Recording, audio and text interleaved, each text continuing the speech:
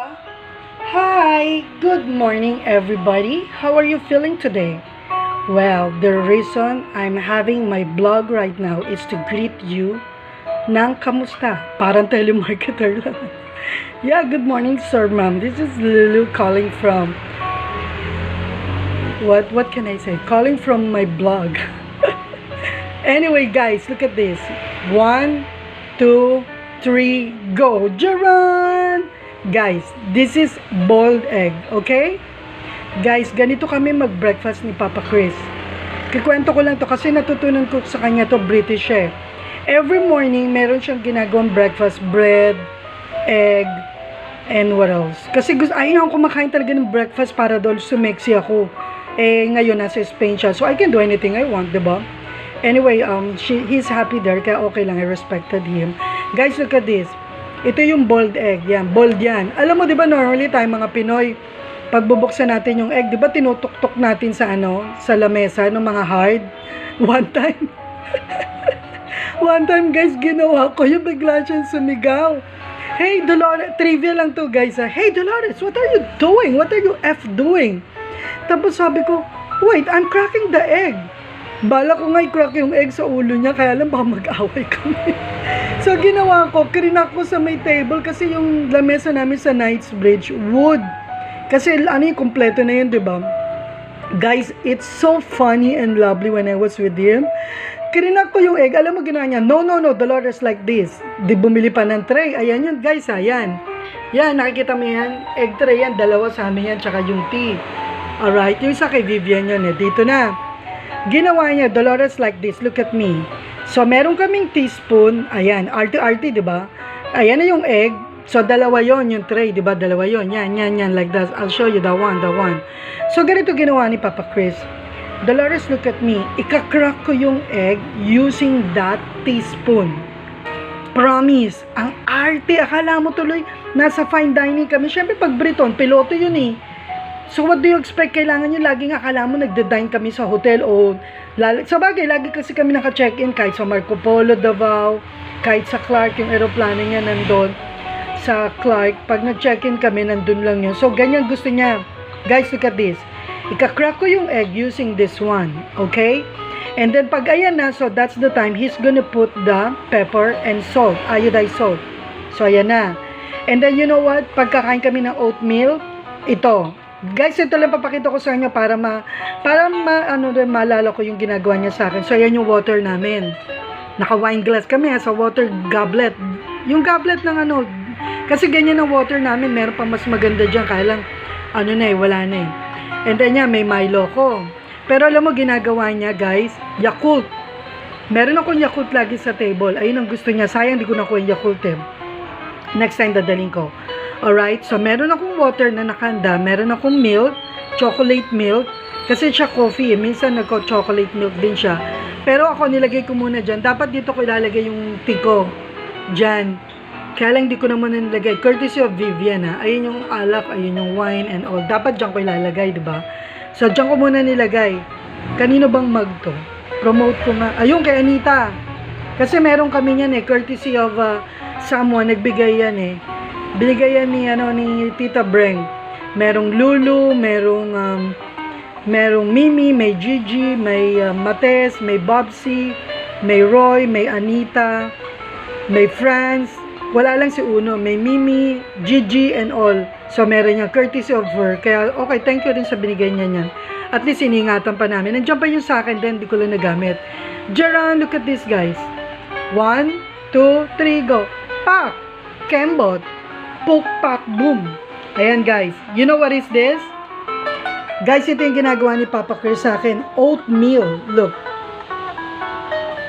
Pero, konti lang yun pag pinapakain niya ako. Sa totoo lang guys, lagi niya inaayos yung body ko. Gusto niya sexy ako sa kanya. Ewan ko ba? Kala niyo Espanyol ako. Ayan guys, nakita mo yan. That's oatmeal. Ayan ang breakfast ko. So, gusto niya ganyan lang kinakain namin. Ayaw niyang rice. Minsan nilutuan niya ako ng breakfast, kumain kami after namin mag-walk. Kasi mayroon kaming mag-walk guys sa Rockwell. So ang gagawin ni Papa Chris, pag nag-walk kami, kakain kami sa house that. May billiard doon, maglalaro muna kami. O diba, ito na yung oatmeal guys. Ayan, yummy. delicioso. So, ayan, di ba guys? Ngayon kakain na kami. Pag kumain kami nun, gusto niya, it's either pancake. Pag nag-walk kami sa pancake, pupunta kami, kilala ko, yun. Ito, ikukwento ko lang guys ha. Ganito kami. Pag British ang partner mo, ano lang to share idea lang. Pag British ang partner mo guys, gusto niya, hindi ka magbe-breakfast. Eh ako, pag nag-walking kami, mula Knightsbridge, siguro mga almost 1 hour kaming nag-walk sa Rockwell. Power plant, lahat yun, nilalakad lang namin. Punta kami sa mga 3 building na sikat dun nakalimutan ko Tapos si doon nakatira yung isang nagbibilyard. Alam ko dun din magaling din yung si Pogi. Dun siya na nakatira, nag-rent din sa may Rockwell. And then si Oni, shout out to Oni, doon ka pala nag-work, diba, sa Rockwell, nephew. So ito na guys, ito ang style niya pagkakain kami. Kailangan guys, pag may partner ka na foreigner, kailangan you have to take care of your body. Promise. Kasi nakuha niya akong sexy noong 2014, kailangan hanggang ngayon sexy ako. Kaya nandun na siya sa Spain, so ewan ko na lang. Nag-usap lang kami through email. I hope he's always good and fine. So ito na guys, ang breakfast namin, it's either pancake, eggs, tapos minsan, basta hindi kami kakain ng rice, bawal. Or it's either ito, oatmeal, or bread, or croissant. Or ganito guys, yan. Parinig ko rin yung music ko, yan. Gusto ni Papa Chris, ganyan ang breakfast namin. Croissant, pancake, yan. Strawberry, yogurt. What's that? Sana to Oh guys, by the way, this is my music, BGM channel. Look at this. It's a relaxing breakfast, jazz background, instrumental bossa nova. That's my music. Okay? So, ganito gusto ni Papa Chris kanya. Ito, kwento lang to guys I mean, I just wanna reminisce all the good moments namin. Magpupul kami, magbibilyar. Pag nag-walking kami, kailangan maganda pa rin forma ko. Naka-makeup, sus Mariosep. May lipstick, gusto red gusto ko kulay beige. Gusto ko nude. Ayaw niya, gusto red, kaya minsan sabi ko, pwede ba huwag na ako mag-makeup? So, hindi ako nag-makeup, nanalo rin ako. Kasi nga, syempre, love niya ako, love ko rin siya. So, yun. Guys, ganyan. Pag British, ika-crack mo to. Wait, look at this. Di ba ito yung egg? Ika-crack mo yan at the middle. Hindi mo pwede ituktok yan kung san-san. Minsan nga gusto ko ituktok yan sa ulo. Kaya magagalit yun. Syempre, yung Briton yun Sabi nga, Dolores, if I'm taking you in England, you have to follow my rules. Rules. Oh my God. Woo! Rules. Okay. So, yan ang gusto niya. Kakrack yung egg. Mga bata, look at this. Papahiram ko sa inyo to pag kumain tayo rito, nag-breakfast. Pag okay na pandemya, ikakrack niyo yung egg. Tuturuan ko kayo gumamit ng ng fork and bread knife. Ang dami ko tinuruan nun, guys. Nagulat sila. Nag-thank you nga So, ayan na yung guys. Nakikita mo to Oops. Kailangan niya kukunin mo ganyan. Yan. Diyan mo kakainin. Diyos ko, pag tayong mga Pinay, di ba, tuk-tuk lang, tapos balat, tapos na. Guys, ganyan. Ako, baka malalaglag ko. Yan, guys, gusto niya ganyan. Ganyan kami kakain. Kukunin mo tong egg, ganyan, bago mo isusubo. Teka, subo ko muna. Yummy. Hindi ko napapakita yung face ko kasi nakaano lang ako. Nakapang lingerie, charot. Nakapang pa ako, breakfast outlook. Okay? So, ayan, ganyan, guys. Ayan ang one thing ituturo ko sa inyo. Meron kang egg tray. Yan, ito yung egg tray. Dalawa yan, inuwi ko. Oops, yung plants ko, nakikita ko nyo. Look at my plants. Lovely, di ba? Si Barney. Hi, Barney. Ayan. So, ayan yung tea ko. Mamaya magti-tea na lang ako. I'm gonna take tea. So, ayan, guys, ganyan. So, kailangan ganyan ang gagawin niya lagi. Pag morning. Kasi ang surroundings namin dun sa Knightsbridge, talagang I really miss Knightsbridge. Nasa 28th floor kami. Alam mo kung ano namin, balcony. Minsan nagbe-breakfast kami sa balcony. Pero minsan dun kami sa may window. Ang tapat namin, Rockwell. Nandun yung 3 building, kitang-kita ko. Kaya nga ang ganda ng pwesto na yun Gusto ko nga, kung magkapera lang ako, gusto kong bumalik dun Gusto kong bumili nun May makuha lang ako magandang deal sa real estate. Promise, gusto ko talagang bilhin yun. Kaya lang ngayon, ewan ko, mahal na. Ngayon si Papa Chris, pinakagusto niya yun. Kasi, corner kami. Alam mo guys, meron dong aeroplano. Ay, hindi pala aeroplano, chopper. So, minsan, lahat ng mga big time sa Rockwell, mga owner sa Makati, ipapakita ko yung sa video ko, sa vlog ko. May aeroplano, may chopper doon. Lagi naming nakikita. Alam mo, nakikita lang namin doon sa Knightsbridge sa balcony, guys. It's either aeroplano, ibon. Minsan may pumasok sa room ko eh. Parang hindi ko alam kung ano yung tsura nun. Parang uwak na ewan. Ang laki. Natakot ako eh, wala siya nun. Nasa ano siya, Spain. Sus Mariosep, di ko alam kung anong gagawin ko. Guys, talaga sabi ko, alis dyan kuya. Ano, ibon, alis dyan. Tumawa na lang ako. Pero nawala naman. So, ayan na yung egg, guys. Guys, kwento lang yun ha. Alright? So, ayan yun. Ngayon, guys, i-share ko sa inyo kung paano gumamit ng fork and spoon. Ay, hindi, not fork and spoon. Fork and bread knife. Kasi, guys, may mga English people nakikita mo. Pero yung pamangkin ko, shoutout to France. Guys, nakita ko si France kung paano gumamit ng fork and knife, bread knife. Grabe yung batang yun, alam niya.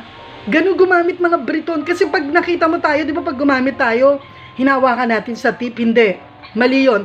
Kaya ako pag kumakain ako sa restaurant, pag nakita kong ganun tumingin, alam ko may, kasi yun yung good manners and right conduct. Pag kumakain ka sa hotel, sa restaurant, if you're gonna hold your knife and then the fork, malalaman ko kung sino yung merong idea, knowledge. Hindi naman kayabangan yun, guys. Parang sharing idea lang yun, di ba? So, yan na. Okay? So, shout out kay, sino ba pwede ko shout out? Shout out ko lahat ng mga mahal ko. Alam mo na yun kung sino yun. Breakfast, lunch, dinner. So, lagi ako may ganito, di ba? Lagi ako may background. And then, shout out to Uno. Uno, I miss you, Apo. Always be a good boy. Shout out to my family, my friends, my relatives. And then, kay Lorna. Lagi siya nangyaram ng susi. Lorna, para sa iyo to ha. Natikman mo yung biko. Ang sarap, di ba? Nis, sabi mo kay Noriel, ingat. Si Ate Catherine, thank you din sa mga advice and all, sa mga tips, sa mga pagluluto. Sabi nga, yung biko daw, wag ko daw lagyan ng masyadong matamis. Actually, matamis nga, sabi rin natin me before, matamis eh. Pero okay lang. Kasi pag frinage mo yun, natutuyo yun eh. Mai-absorb siya ng water ng rep, yung lamig. Okay? So, ang isa-shoutout ko lahat ng mga mahal ko. Alam mo kung sino yun? Sa Europe, US, Middle East, Asia. And then, ayan. So, I'm getting hungry, guys. Mamaya, see you on my next vlog. Kasi baka magluto ako ng something different na, guys, sinishare ko yun para to give you idea. Kasi iba yung style ko, guys. Ayun yung style ko na hindi ko pinakikitang pagluto. Kinikwento ko lang. Para yung panahon yung Mahoma, panahon nung nanonood ka nung radyo na pinapakinggan mo lang voice tsaka yung picture. Shoutout to Jericho. Jericho, I love you. You're so nice, kind. I like your attitude, Iyo. Shoutout to Donna. Yung mga grupo natin. Ano tawag ko sa'yo? T-U? Tapos tawag mo sa akin, K? Tapos kay P, hindi ko pwede sabihin, alam mo na, parang public public talking and speaking ko. Basta guys, ito, always be nice and kind to anyone, always love yourself, always kind to yourself, kasi, paulit-ulit ko sinasabi, you can reciprocate all your feelings to anybody.